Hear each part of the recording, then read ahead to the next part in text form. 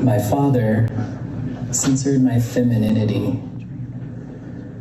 Get your hand off your face. Sit up straight. Stop mumbling.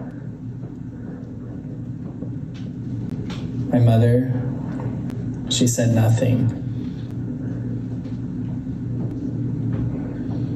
My church couldn't hold this faggot with AIDS. And God said nothing.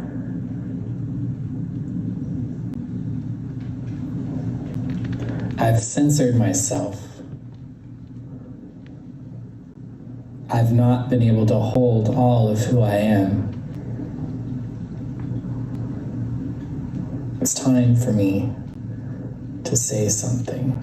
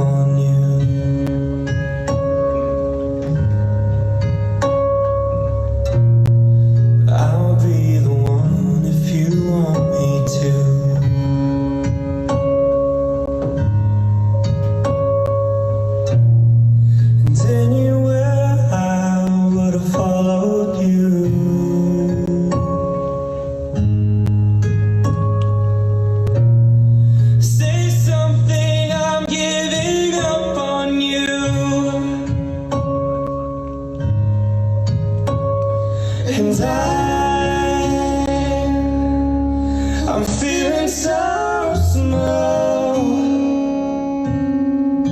It was over my head. I know nothing at all. And I will stumble and fall. I'm still learning to love. Just starting to grow. Say something, I'm giving up on you.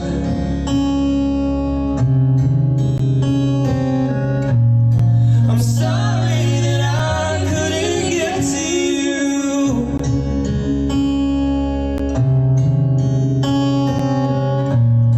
And anywhere I would have followed you.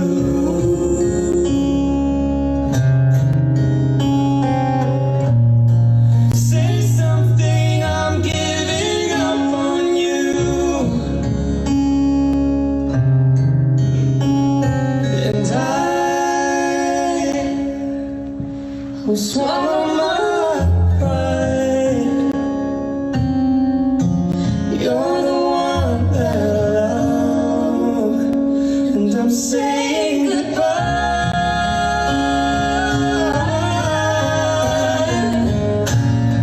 Say something, I'm giving up on you.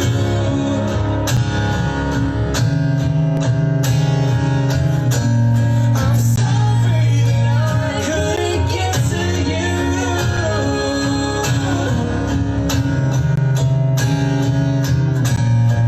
Anywhere I would have followed you.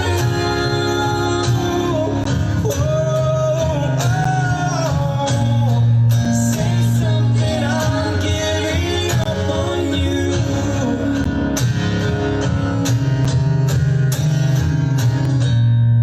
Say something, I'm giving up on you.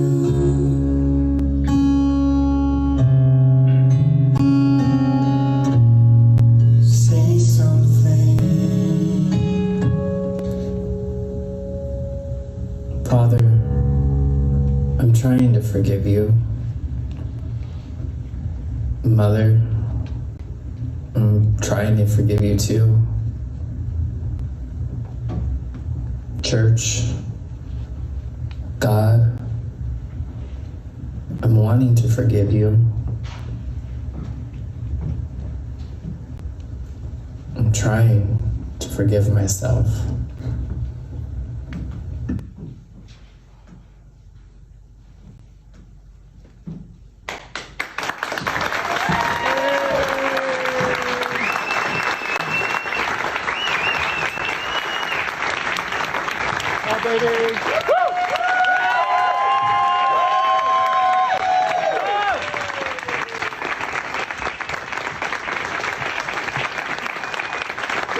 Bonnie Violet, everybody!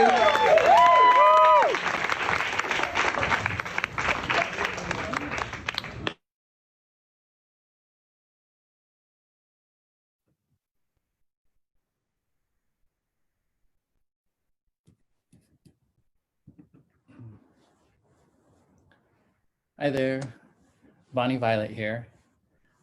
Thank you for tuning in with us tonight. I hope that you enjoyed that little performance. I was just reminded of, it's been a little while since I did that. Anywho, I really want to thank you for joining us tonight. For those of you who may not know why you're here or what's going on, this is the fourth of 12 conversations that we're having on drag and spirituality. Basically, we're just taking a little bit of time to talk with local Bay Area drag artists to talk a little bit about their drag and potentially spirituality and see where maybe the two meet or maybe where they went separate, you know, who knows? But we just want to have a conversation about those two things at the same time. I want to take a moment to thank our sponsors and the people who've made this event possible tonight. I want to thank Glide for sponsoring and providing us the space. I also want to thank the Glide Pride team for their support and encouragement in pushing this project forward. This evening, it is a free event, so there's obviously no charge, but we would love it if you feel so inclined to click the link at the bottom of the Facebook feed and go to the Transgender District Facebook page, click on their GoFundMe and make a donation. $2, $5, $10, $100, whatever you can. It's a really great organization, founded and led by Black trans women. It is the first legally recognized transgender district, the first district of its kind, and it's located in the Tenderloin here in San Francisco. So we'll go ahead and get started with this. The other thing I wanted to say is also Herman Wishes is our guest tonight, and so his Venmo is also in the Facebook post as well. So feel free to send a tip as you wish. This is a way in which the drag world, the drag culture, and the spiritual culture kind of intermix. So feel free to tip along the way. So Herman Wishes is a trans male drag king based here in San Francisco. He enjoys making people laugh and creating numbers that make people think about the world around them and current issues, as well as think what made him think this was a good idea. At 18 years old, Herman is still figuring out this crazy thing we call life. He's not sure he understands it all, but hey, does anyone? And this is a performance by Herman Wishes.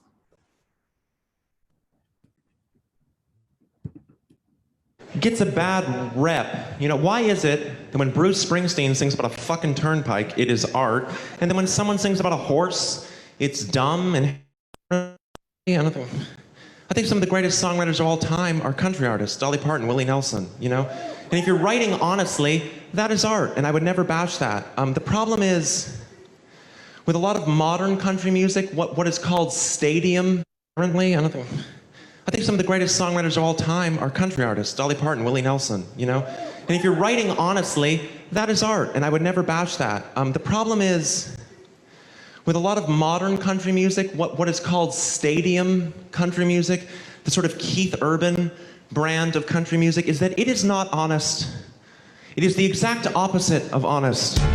where instead of people actually telling their stories, you got a bunch of millionaire metrosexuals who've never done a hard day's work in their life, but they figured out the words and the phrases they can use to pander to their audience, and they list the same words and phrases off sort of Mad Lib style in every song, raking in millions of dollars from actual working class people. You know the words, you know the phrases like a dirt road, a cold beer, a blue jeans, a red pickup, a rural noun, simple adjective. No shoes, no shirt, no Jews, you didn't hear that. Sort of a mental typo. I walk and talk like a field hand, but the boots I'm wearing cost $3 grand. I write songs about riding tractors from the comfort of a private jet.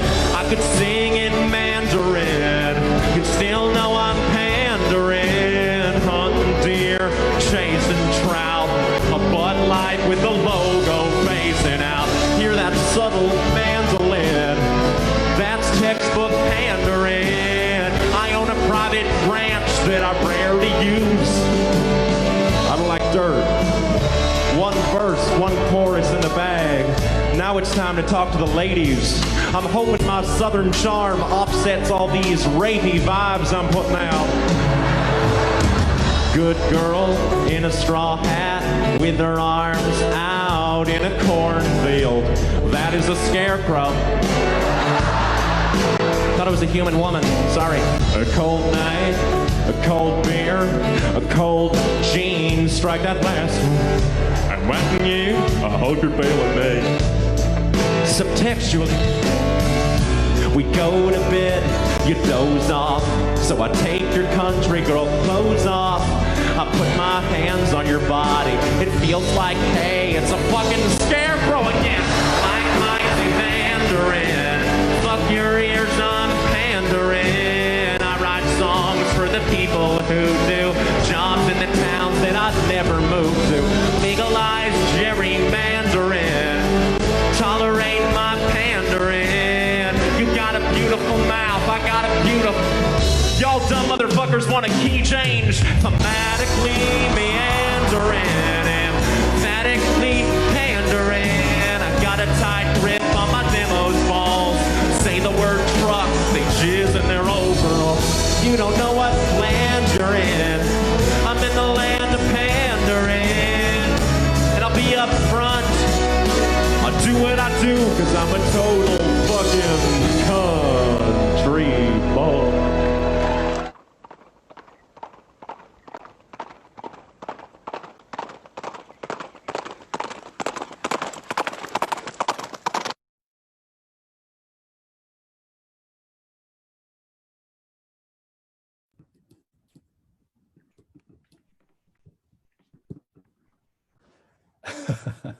That was funny. Did you eat a raw egg?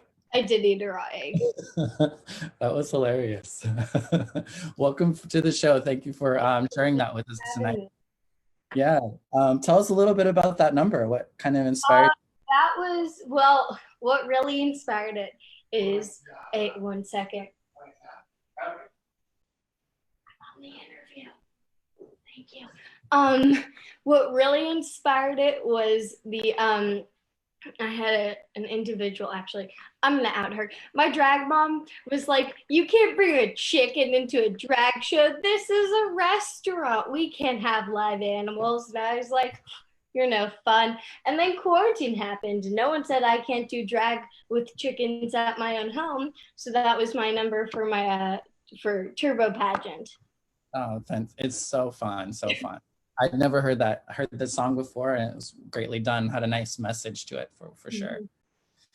So how long have you been doing drag? Jeez.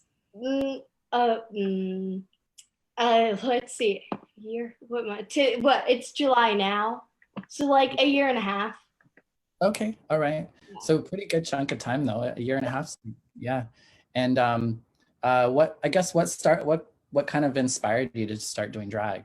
You would have been what, like 16? I was 16 when I started. Yeah. So I've always been an actor, and I was at an audition, and I at the time was still presenting as female, and I went to go in for a male role, and the director said, "You're female, it says female on your resume, I can't audition you for a male role." And I'd always played male roles. I played maybe 3 female roles in my career, and I was like, okay, well, you're awful. And I went home really crushed, like, geez, can I not play male roles anymore? Because, like, I've hit female puberty.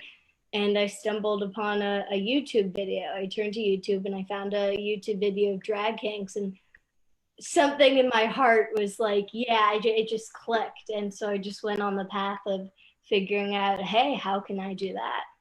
Gotcha. Yeah. So who did you find online? Do you remember? I found the BuzzFeed video of King Phantom, Land Insider, Havoc Van Doom, and ONEness. I forget his last name, or Ivory Onyx, and where they like did drag king makeovers.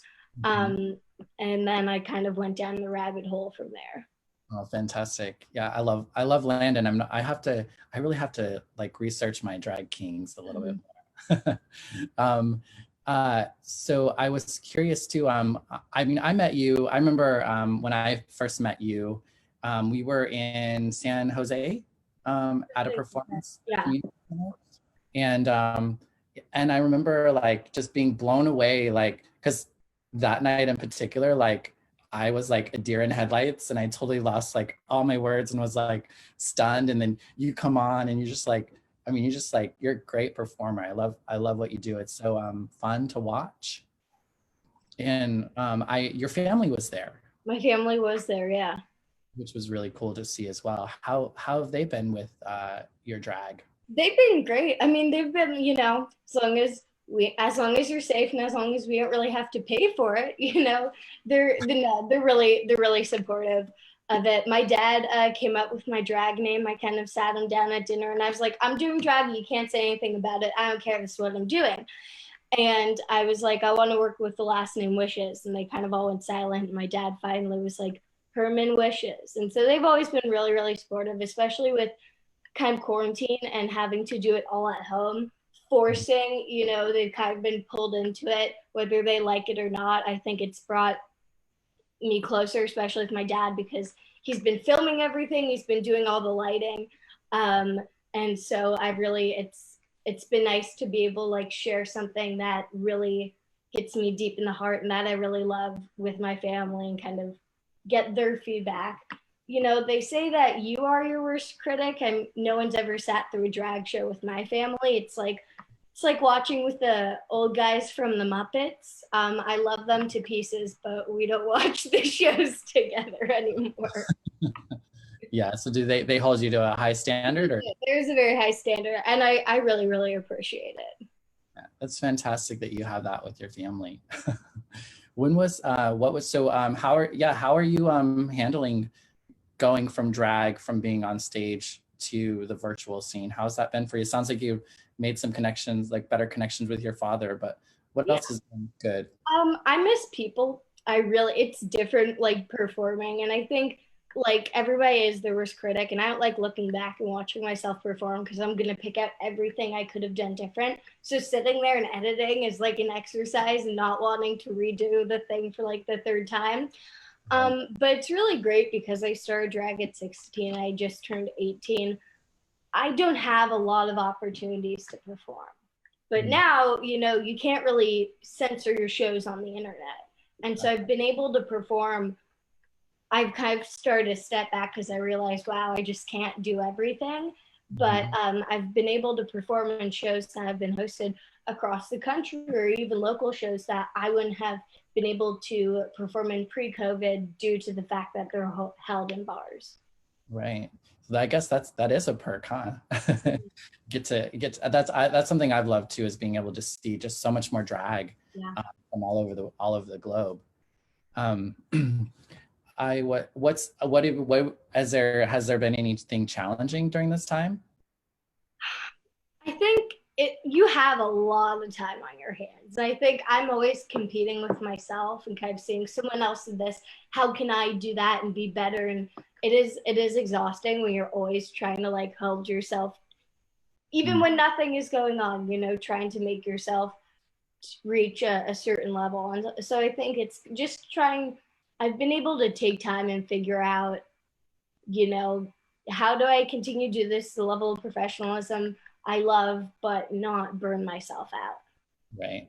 Do you feel, I was talking with someone earlier in the week, and they were saying that they feel a lot of pressure at times to top their previous performance. Oh, yeah. It does feel like there's a lot of pressure. And I think a lot of pressure, not only it comes with like performing when you're doing it live, you're focusing on you. You're focusing on your behavior, your performance, your presentation. But then there's the pressure of going going online of shit. Now, can I swear on this? You're fine, yes. Okay. Now I have to edit and work with the sound and work with the technology. So there's like a whole other level of pressure. And there's some people who are performers and they do that for a living. And then there's me who barely knows how to use iMovie. And so it's kind of this pressure of, oh, everyone is doing this way. You know, why can't I as well? Right, yeah. Just like everything else, it takes a little bit of practice and time. That's human nature. We're competitive and we get jealous. Yeah, that we do, right? So let's go back a little bit to tell us a little bit about like life before Herman Wishes. Tell us a little bit about what it was like growing up. I had a freaking, like, from the outside, I had a really great childhood. From the inside, I was freaking miserable. I had no exposure to really the LGBT community. That was nobody's fault. It just wasn't like the circle that my family, you know, was in. And that wasn't something on TV growing up. And so I really, really struggled with the outside not matching the inside, but not knowing that was a thing. And so like you couldn't get young me to wear a dress. And if you did, there would be huge temper tantrums. One year for a Passover, we were going to a Seder and my parents, you know, told me get all dressed up in a dress, and my dad got the date wrong. And I was so miserable because we had to wait there for hours. And he got the date wrong, so I was stuck in this dress. And so my parents said that because I was so miserable, my dad would have to wear a dress in exchange and post that photo on the internet because he messed up the event date by like a week and a half, and I had to suffer in a dress. So should he. So my parents, my family were like, they knew I wasn't comfortable in like traditional female clothes, and they let me shop in the boy section since I was like 3 years old. Since I had like the choice to, I was always participating in that. But as I got older, I thought I had to conform to be more feminine. I started to wear dresses. I grew my hair out. I was miserable, and it made me really depressed and really suicidal. And so I had a fair amount of attempts due to other things, but a big part of being, I don't know who I am, but I know I'm not this person. Why should I continue to suffer like this? And it wasn't until I think I was 13, I watched Orange is the New Black, and I saw Liver and Cox, and I saw a trans person, and then I thought you could only transition from male to female. And then I watched The Fosters, and I saw trans men, and I was like, yeah, that's it. But I still didn't say anything. I said I was a lesbian because I thought that if you're a masculine female, you must be attracted to girls because, you know, we're raised on stereotypes. And then finally, when I was 16, I couldn't do it anymore. I came out, and then it took me, and after I was like, I'm a man, I still tried to date girls. I was like, being trans is enough. I'm going to be straight. Like, I have to be straight. I have to be normal.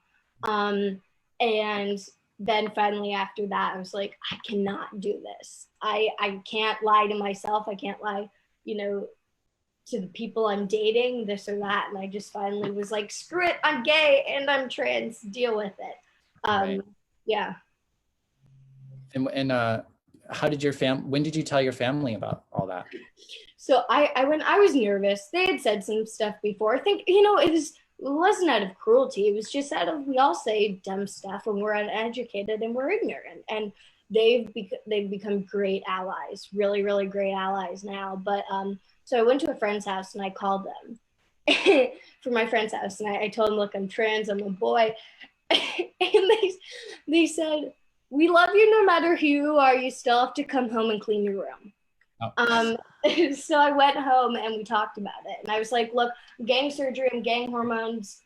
You can either, accept this and whatever. I was very, front about it. And they were very accepting. And I think they knew I was going to do it anyway, so they might as well be accepting. I think the name change was hardest on them because my dad's middle name was the name of my dad's mother, who had passed before I was born. And so I think that was the hardest, and just like the adjusting. But now they're both advocates and teaching their friends and people in their community who are older who might not know about this. And so I really appreciate that they've really been super accepting. Supportive of it all, huh? Mm-hmm. They sound really great. Looks like we have our first question from the audience tonight. Angel asked, as a drag king, what has been most difficult? I think making space. I've got to say, where I've performed, I've been really welcomed and people have worked to make space. So I think it's just, but there have been times, actually frequently, I go to perform and people decide when they hear King, that's when they're going to take their bathroom break. That's when they're going to talk to their friends. That's when they're going to go on their phones. So I go up in their face and I do my thing and I'm like, fine, you have to pay attention to me. You don't have to like what I'm doing, but you have to respect it, And I think there's a lot of the misgendering. I get called she, frequently. And I'm like, okay, you don't call a drag queen he, him. You don't call a drag king she. And especially, and sometimes it's announced I'm a trans drag king, that in and out, my pronouns are he and him, and they still get disrespected. And so I think for me, it's the hardest part is it's exhausting to try to get respect when everyone else, no disrespect to all the other performers, they're amazing. I've worked with amazing performers, but from an audience point of view, they automatically get their respect. And I have to fight tooth and nail to get the same amount, both on a monetary level and also just on an attention level. And at the end of the day, as much as I love doing what I do, it can be both physically and mentally exhausting to have to fight just because my existence is a little different. A little different, yeah. It does seem like drag queens are can in a lot of spaces kind of dominate the space, so to speak, and it seems to be what most people are. I don't know. How have you coped with that? Have you found a community? Yeah, there's an amazing King community in the Bay Area, but I've also found a space within the queens. I found a lot of acceptance, and I found them fighting to use their voices and their power that they have as a queen and as a female entertainer to Susanna, I'm on the it's okay. They've been using what they have to stick up for me and kind of speak with people and give me space, which I really appreciate, because sometimes, as much as I am the type of person that wants to do everything by myself, it's really helpful to have support. Mm-hmm. One of the questions from the audience as well ask, what has been the most awarding when doing drag, or rewarding? Oh, I have people come up to me and said, I didn't know you could do that. I didn't know, AFAB people could do that. I didn't know women could do that. I know, trans people could do that. And that really warms my heart because I know I've opened the door for someone. I've also, I did a drag story hour. I hosted one in Marin County, and just seeing the kids light up when they saw drag. and just seeing people come up to me and, you know, say, thank you for being out. Thank you for doing this. Really, it melts my heart. You know, I try to be all tough on the outside, which I'm not very good at. But it really, just knowing that like what I love to do and I just do it, you know, for fun. I do it to make a change. You know, it's working. Yeah. It sounds like you are that person on YouTube for them, so to speak. Like, yeah, exactly. Helping folks see something that they might have been drawn to, they might kind of have a feeling, but they lack the imagination. Like, what do I do with it? And it's awesome that you get to be that now for other people. One of the other, so a lot of the folks they're wanting to know, where can they watch you? Like, where can they see you perform? Ooh, you can find my social media, everything, you know, Facebook and Instagram is at Herman Wishes. And so I should be better about uploading videos, but I do keep a good schedule up there and do posts about shows online, and then back when we get out into the real world. And so I'm around, just kind of stay up to date with that and you should be able to find me. Okay, so do you have anything on the calendar coming up? I do, and I honestly can't remember what it is. All right. So it's a surprise for all of us. There you go. Well, yeah, I'll get back to you. Yeah. All right. I'm sure that the audience can do a little bit of fishing if they need, and we'll try that. I remember what it was. Polysexual on August 2nd. That's all. I don't remember the rest of the details. Polysexual August 2nd. And is that hosted, is that just its own show, or is it part of a club, or? No, it's hosted. I know it was at a bar. Just shows how uneducated I am about the bar scene. But it is its own show. Awesome. We'll have to check it out. Angel has another question and wants to know, how do you ask for support when you need it? Oh God. Like in a drag way or like in a human being way? We're gonna go both. Okay.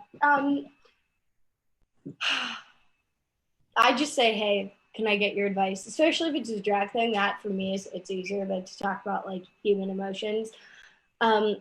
I'm not the best about, like, I will sit and be like, I really need to talk to so-and-so, or I really need support right now. And I will just sit with that and not act on it. So I'm definitely working on, that's something that like, even as a performer and like with my art, I just struggled to kind of ask for help. And, you know, that's a human thing. So I guess it depends. It really differs. Sometimes I just have to like beat the anxiety and just go out and say it like, hey, can I X, Y, Z, or hey, can you help me X, Y, and Z, and kind of just like hope something bad doesn't happen, and nothing bad ever happens.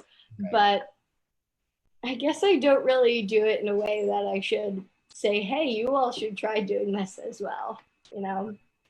Gotcha. Yeah, I just kind of also, I know you had mentioned a little bit about, I guess, maybe your family has religion that you grew up with? Yeah. What has your experience been with that, like then, now? So I'd say I'm a practicing Jew. Like, I've always been kind of trying to get myself more involved and, you know, a little bit more religious, but I'm definitely like, celebrate the holidays. I do it on both like religious and more of like a spiritual connection level. I think growing up, you know, is very much just, it wasn't something like, if you don't want to do it, you still have to do it. Everything was a choice.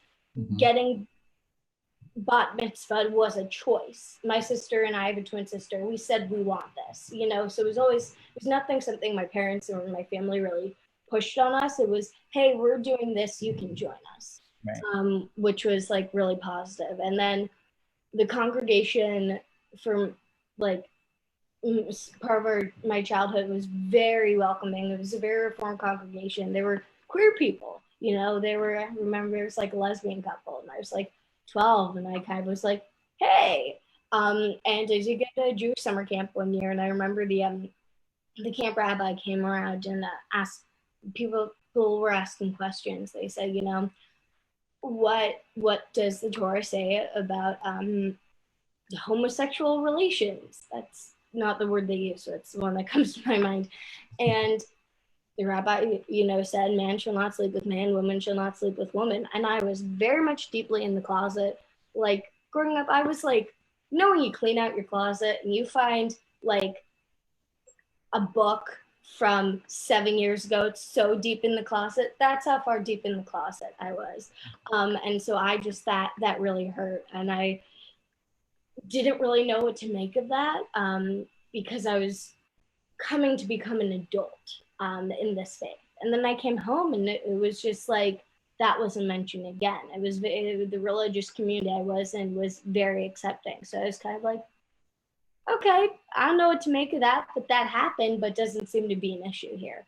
So I've had a really great experience, like being an LGBT Jew and having like my community be really affirming. And as I dive more into that, kind of being able to find parts of my history and my ancestry that I don't have to be ashamed of because I don't feel I fit into that. And so just that really kind of completes my ideology around it. Gotcha. So it all seems to fit, that's great. One of the other questions that somebody has is, where do you see the future of drag kings? There's the future I want, and I think there's the realistic future. I want kings to, when you say my favorite drag artist is, I want you to think of a king and a queen. I want to see kings on mainstream drag television. Unfortunately, we're not going to see that with RuPaul's Drag Race, and that's where a lot of people are exposed to drag. And so, you know, there definitely are barriers, and that comes with media exposure. Kings have been around forever, as long as queens, you know. So it's not like we're something new. It's just about this power dynamic that comes with media and that comes with respect. And I think there's also a bit like on another level, a bit, you could say even what about like the misogyny, the respect of these either trans men or women who are performing. Where's the respect level of that? And so I think society has a long way to come. But I do believe that we will be able to mainstream not just queens, but kings, people who are drag royalty that maybe don't fall into one of those categories. I think long enough we've only seen, you know, one box out of the whole set, and it's getting a little boring. Right. Yeah. I'm excited for that future as well. It would be great to see just more folks on platforms. It's interesting just the gender dynamics of how, you know, like, we're like switching genders, some of us, you know, or we're presenting, like we're playing with genders in ways, and it's like not changing the power dynamics, or is it, you know, it's still, I don't know who said it, but someone said it. And it's, even though, you know, many drag queens are just putting on a dress, they still have the male privilege. And obviously that doesn't speak for every performer. There are plenty of non-binary or trans, you know, queens and kings and whatever. But I think that's what you see, at least like in the mainstream. There is that bit of privilege. That also comes with, as a performer, I'm a white person. I have white privilege that comes with being as well in the performer community. And we have to kind of look back, take a step back and say, there's all these different types of privilege that we're seeing that affect our performers. What can we do to make the ground more equitable and give people what they need to succeed, regardless of what's in their pants or how their art is presenting? Yeah. And I was curious, but my brain went away of the question I was going to ask. What was I going to ask? That's the fun of live. I wanted to say television, but it's not television. Right. Feel free, if you all have any questions in the comments, to please continue to send them for us. I think I've asked all of the questions that we've gotten so far. what was I gonna ask? It was so good. I know it was like just so good. um, let's see.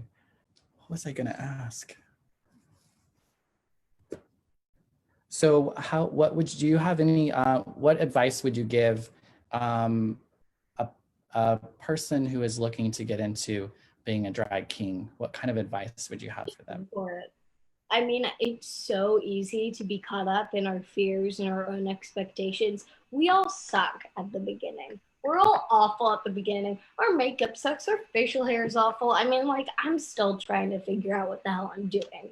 You know, we're not all polished when we start, and that's okay. That's the fun of it. You know, it's growing as an individual and as a performer. Um, don't be afraid. It's so easy to say, don't be afraid of what other people are going to say and how you're going to breaking into a circle, or what people are going to say about you or the art.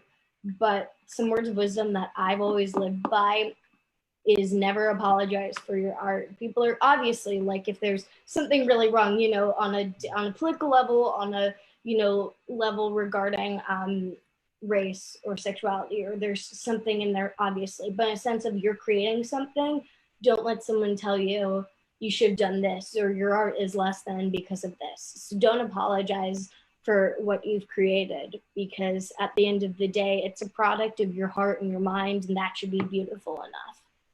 Gotcha. Well said. And what about performers who are under 21? Do you have any thoughts on that? My first thing is, if you know of any gigs, hit me up. But second of all, again, just because you're this or you're that, or you're trans or you're questioning or you're young or older or whatever, that shouldn't stop you. I think we have structures in place in our society, as well as in our arts communities, that do have barriers for certain demographics. But if you want something, just keep on fighting for it, because there's nothing that warms my heart more than seeing someone fight and succeed for what makes them happy. And so, you know, if I can do it, sure as hell, you know, you can. Right. And are there a lot of young people like yourself that are kind There's of a handful. And it depends. And again, there's a difference between being a young king and a young queen, because a young queen, oh, they're a drag queen, they're so cute and adorable. A young king is, yeah, just wait 4 or 5 years or whenever. And that comes back to what I said earlier, the attitude, the differences. But there's a handful. And again, they all have their different amount of privilege and of struggle. And everyone, as much as you want to combine and be together based on location or even parental ability and resources, everyone has a different journey. And it's all very, very different. So there are a handful, yeah. Gotcha. One of the questions from the audience is, how have your friends responded to you, and do they come out to support you? Well, if any of my friends are watching, I think it's hard because a lot of my friends are Marin. I've recently moved to San Francisco. A lot of my friends, like my age group, it's hard to come out like on a Monday, on a school day. I also graduated high school early, so that gave me a lot of time to be able to work on my drag, where other people are like taking the SATs and all that. They're very supportive and they want to come out and support. It's just about being able to take the time and do so. But they're not negative about it, I think, you know. Right. Yeah. I remembered what I was going to ask you about. I was going to ask you about, you had mentioned your drag family. Oh, yeah. Can you tell us a little bit about what is the makeup of your drag family and how that functions for you? Honestly, I don't know. Everyone's like, I'm your drag aunt, I'm your drag uncle. And I'm like, cool, hi. But they're great. They're a great support system. My drag mother is Sadist Payne, and she told me the genealogy a while ago, and I honestly, like, I can't remember it, but I do have a community of a lot of really supportive performers who have said they're part of the family.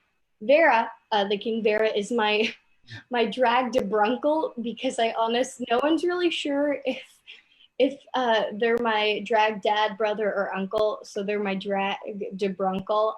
But I think I'm kind of like, it's mixed in. Everybody's kind of, it's a big melting pot, and so titles and stuff aren't super important to me. But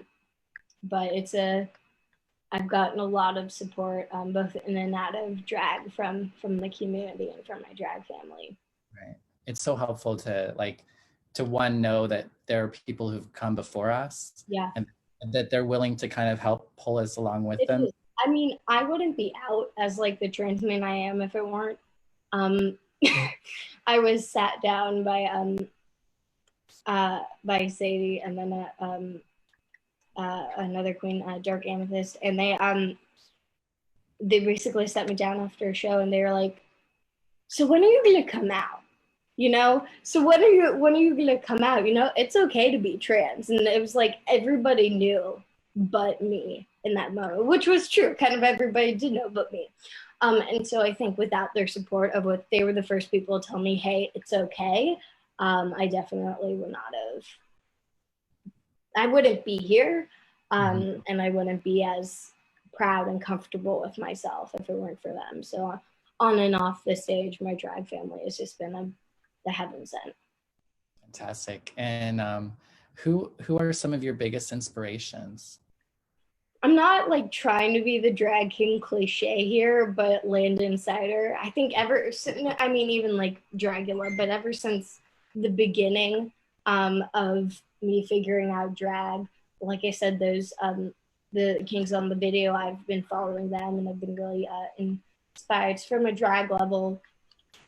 Landon Sider, I'm also always inspired by kind of the kings and queens that in the Bay Area that are pulling out something new every time, from just like outside of a drag level that like affects my drag. There's definitely part of Herman, there's a lot of goof, there's a lot of goofball, a lot of like Robin Williams is definitely like an inspiration, and kind of and there's a bit of like a try for the old school charm. I try for this bit of like butch chivalry. It doesn't always come off of that. It just comes off as like awkward and clumsy. But I think there's like a little bit of this like as like an inspiration for like myself and my transition, as well as like for Herman, definitely Bruce Springsteen.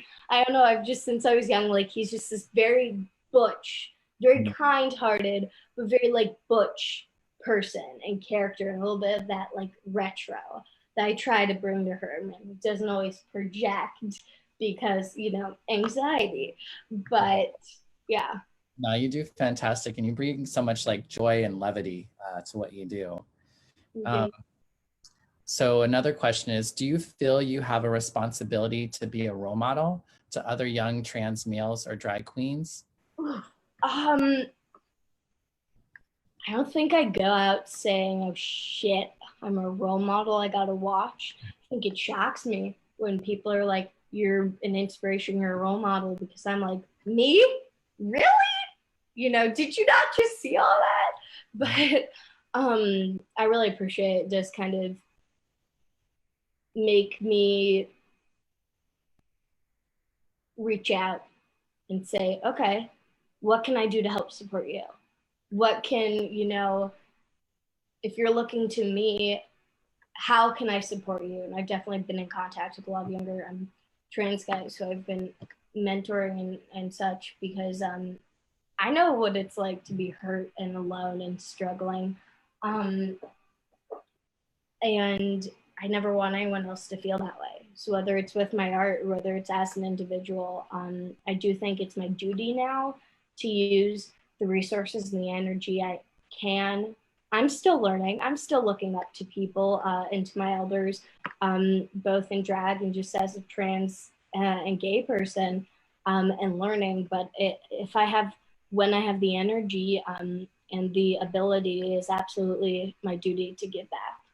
Yeah, I feel like just like us just existing and being visible is such a powerful thing for so many people that it's just kind of an automatic thing that happens. Is. Yeah. For sure. Do you feel more pressure as like a role model as a trans man or as a drag king, or do you feel like It's hard to say because sometimes they kind of align themselves. Um, it depends. I have from both ends, of my identity. People saying, "Hey, I look up to you," and me being able to provide support, whether it's like logistical, technical stuff about drag, or whether it's emotional support and support about coming out, and being able to build those friendships and relationships through kind of a mutual experience. So I think it comes from both. got you? Yeah, it seems like you're very like whole, like Yeah. like very connected. Like Mm-hmm. it, you don't seem like a very fragmented like individual, which is very uh, like great to see. It's taken me. I was curious too. I'm trans and still trying to like figure out what that is and what that looks like. And I feel like drag has been kind of a gift in allowing me to kind of like let her out a little bit. But in the process too, it's kind of like I don't know where I end and drag begins, or you know what I mean sometimes. And I was curious, how is that for you, or does it feel just like for me it's just I'm just me always, but I know people have different relationships with their drag persona and the person they are outside of drag. I think it splits. There are definitely times in drag where I'm much butcher than I am, which is surprising because I'm obviously incredibly masculine. But where I try to put on this persona of they're coming to see drag king, they're coming to see masculinity at its most masculine. But then there's part of me that's more comfortable being more feminine because I know I'm not going to get shit. I know I'm not going to get, oh, you're not really a man. I know because it's art, because I am in control of it. So for me, drag allows me to release everything that I don't feel comfortable releasing in the real world. And so I think that's sometimes where it kind of continues on from my individual self. But a lot of the time, it's kind of like a blend, like a weird Venn diagram of me as a person. Mm-hmm. So we've talked a lot about drag and all that, but what are your interests when you're not doing drag?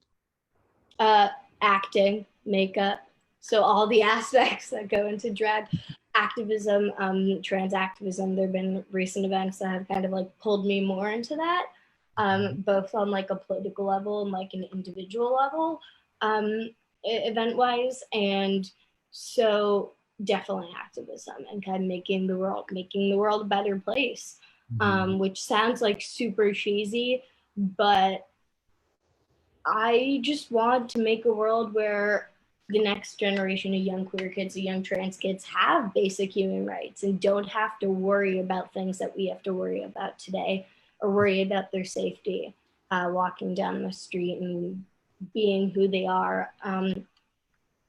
So that's really important to me. I'm still trying to figure out, what do I want in life and all that stuff. But definitely making people happy, making people comfortable within themselves is something that's important to me outside of drag as well. So we are like right about done. We have about 5 more minutes. Was there anything else that you wanted to share about? And thank you for sharing that. Yeah, no worries. No. All right. Okay, well then we'll probably, I don't think there are any other questions in the from the audience. So I just want to thank you, Herman Wishes, for joining me tonight and sharing yourself with us. And for folks who are still there, if you'd like to tip Herman Wishes, feel free to do so, as well as donate to the Transgender District. Also check out Herman Wishes social media to find out like which performances are coming up, so you can follow Herman. Thank you so much, and we're gonna call it a night. So take care. Good night, Herman. Thank you.